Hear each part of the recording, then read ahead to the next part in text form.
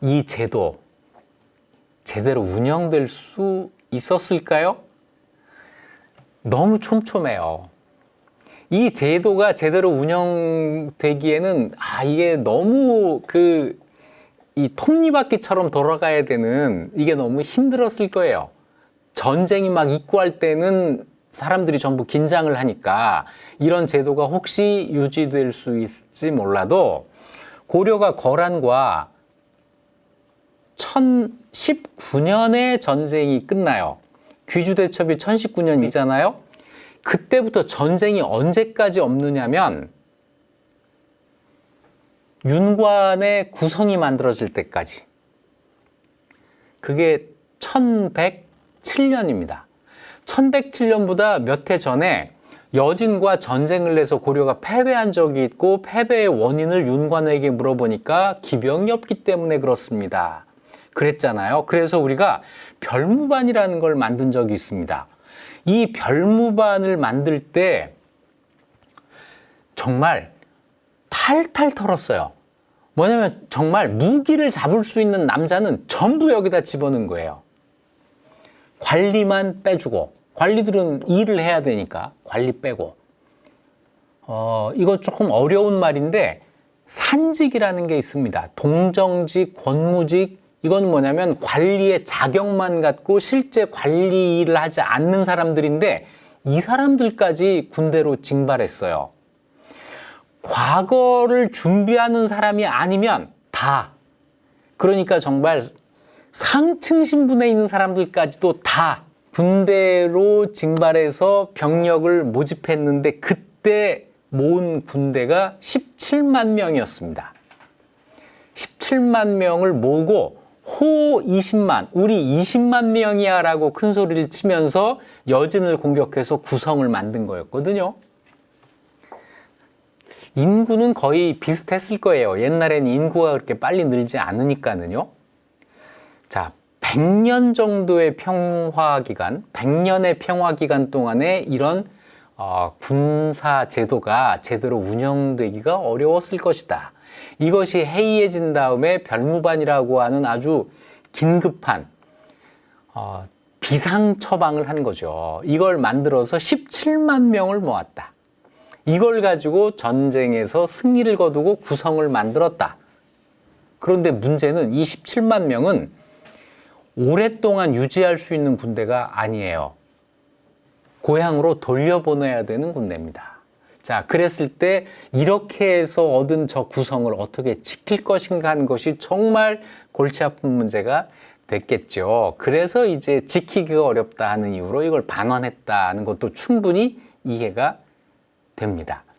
자, 고려 군대 몇 명이나 됐을까요? 다 합치면 중앙군 4만 5천, 주진군 14만, 주현군 약 5만, 다 더하면 약 25만 명 정도. 이것이 다 동원했을 때 얘기예요. 그래서 강조의 30만은 실제보다 좀 과장됐을 것이다 라는 생각이 들어요. 윤관의 17만, 이것이 아마 사실에 가까운 수치가 아니었을까 합니다. 자, 요 정도 규모에서 앞으로 나올 고려시대의 전쟁을 보시면 그 숫자에 대한 느낌이 조금 달라질 겁니다. 자, 지금까지 고려의 군사제도, 이익 주는 역사였습니다. 고려는 군사력이 좀 짱짱한 나라예요. 조선에 비하면은. 조선은 인구가 고려보다 당연히 더 많죠. 근데 조선은 이렇게 농민을 군인으로 징발하는 이런 체제, 물론 조선에도 그런 제도는 만들어져 있었는데 그게 제대로 운영된 것 같지가 않습니다. 임진왜란 때 초기에 굉장히 허둥대잖아요. 군대를 모으질 못해서 허둥대는데, 이게 제도는 있었지만 그 제도가 평소에 제대로 관리가 안 되고 있었던 거죠. 이걸 하려면 사람들을 계속 서울로 불러올려가지고 계속 군사훈련을 시켜야 돼요. 근데 조선은 임진왜란 전까지 200년 정도 전쟁이 없는 시기가 있습니다. 200년 전쟁이 없는데 이 군대가 계속 훈련을 한다는 거는 오히려 어색한 일이죠. 한번 생각해 보세요. 지금으로부터 200년이면 지금 2024년, 그래서 200년 전이면 1824년입니다. 조선 순조 때예요. 그때부터 지금까지 전쟁이 거의 없었다고 생각해 보세요. 그런데 이 군대를 그대로 유지를 할까요? 이해가 뭐 안 되지는 않는데 그래도 조선은 좀 전체적으로 이 군사력이 약해요. 고려에 비해서 그렇습니다. 고려 이게 직책 보면 상당히 어렵더라고요. 말이 여기도 뭐 응양군, 용호군, 군도 마찬가지인 것 같은데 이게 이제 어떤 이 시대에서 사용하는 언어가 아무래도 다르다 보니까 지금 이 시대에서 봤을 때 어려워 보이는 거예요. 아니면 이 말 자체가 사실 뜻이나 이런 것들 진짜 잘 모르겠거든요. 지금 보니까 어려운 거죠. 옛날에 한문을 쓰던 시절에는 이런 거는 그냥 껌값입니다. 그리고 또 한 가지는 고려의 여러 가지 제도가 많이 어색한 이유가 조선의 그 여러 관직 이름이라든지 관청 이름과 달라지기 때문에 그렇거든요. 그런데 중국의 제도를 쭉 보면 고려 제도가 중국 제도하고 아주 가까워요. 고려는 중국 제도를 거의 그냥 갖다 쓴 겁니다. 조선이 이 중국에서 정비되는 그 정치 제도의 맥락에서 조금 떨어져 있는 거예요. 오히려 그렇습니다. 예컨대 영의정, 좌의정, 우의정 이런 거 중국에는 없는 거예요. 고려의 문화시중, 평장사, 참지정사, 정당문학 이거는 다 중국의 당나라 때 있던 제도입니다. 고려는 중국 제도를 그냥 갖다 썼어요. 중서문화성, 상서성 이거 당나라에 다 있는 거거든요. 이걸 그대로 갖다 쓰는 것으로 고려 국왕의 지위가 중국 황제와 같다라고 한 걸 드러내려고 하는 거예요. 조선은 오히려 우리는 국왕이야, 황제가 아니야 이래서 황제의 제도를 똑같이 쓸 수 없어 라고 생각을 하죠. 그래서 삼성육부 이런 거 쓰지 않고 의정부, 여기 육부 이거를 육조 이래서 한 등급씩 격하를 시켜 놓은 겁니다. 그래서 오히려 동아시아의 여러 제도의 발달 과정에서 보면 고려는 그 흐름을 잇고 있지만 조선은 그 흐름에서 벗어나 있다 라고 할 수 있고요. 우리한테 좀 어색한 거는 이 조선의 그 긴 시간 동안 이 이름이 사용되지 않았기 때문에 그런 거죠. 다음에는 그 직책명 설명 한번 해주시죠. 고려의 관직 이름이요? 네, 이거 재밌죠. 고려의 관직은 중국의 제도를 그대로 가지고 오는데 뭘 하냐면 축소해요. 왜냐하면 그렇게 많은 관청이 필요가 없잖아요. 예컨대 1억 명을 통치하는 정치 제도가 있고 여기 1000만 명이 안 되는 백성을 통치하는 정치 제도가 똑같으면 안 되잖아요. 그래서 줄입니다. 줄이되 격은 똑같이 하려고 한다 하는 거죠. 혹시 이 많은 군사들을 어떻게 훈련시켰는지 궁금한데요. 그게 정말 궁금하죠. 이 군인들을 모으면 군대의 생명은 뭐예요? 훈련입니다. 훈련을 시켜야 되는 거죠. 훈련 시켰겠죠. 그런데 어떻게 시켰는지는 모릅니다. 아마 중앙군으로 있을 때는 훈련을 제대로 시켰을 거예요.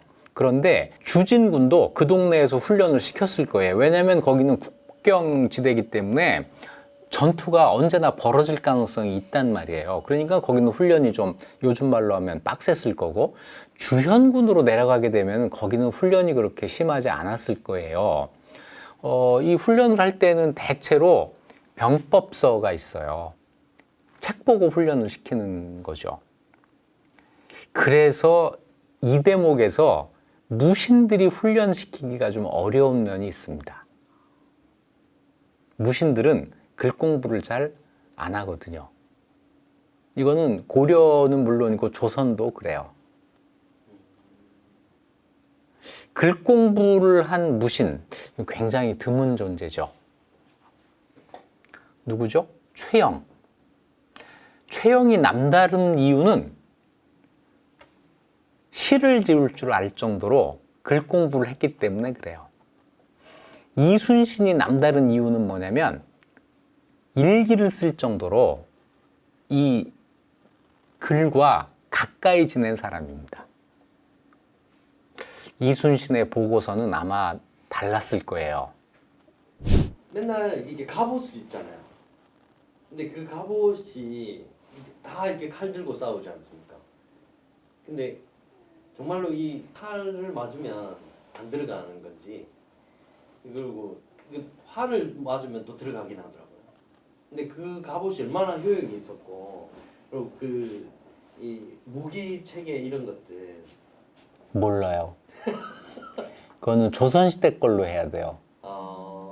조선시대는 그림도 있고 무예 도보 통지라는 책이 있어서 거기 그림이 다 나와요. 근데 고려시대는 그게 없어요.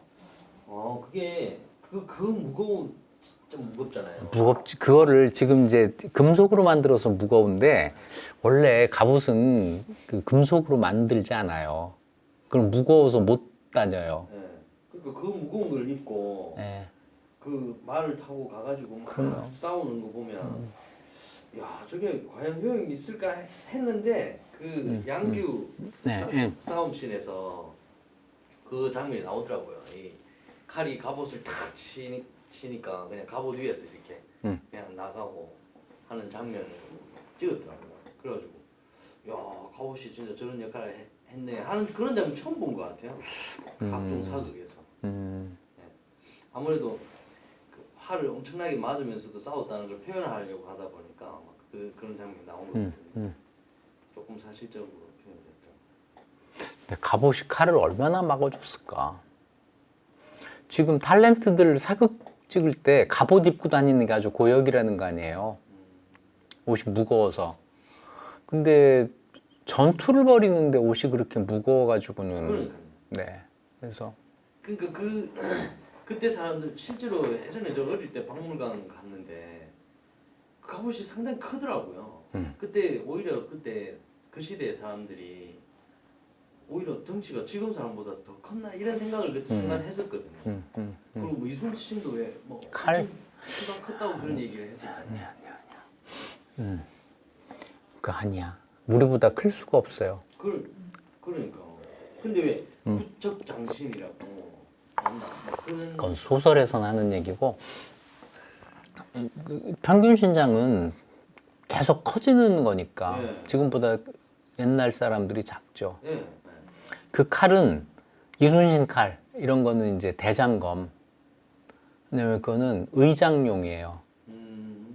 그거 가지고 사실은 이순신이 무기 들고 싸울 일은 없어요. 그 정도 가면은 이미 진 거야. 네. 지휘를 하는 사람이니까. 그리고 이제 칼은 이제 그거죠. 대장검이니까 그거는 잘 보여야 되니까 크죠. 그거 들고 싸우는 법은 없어요.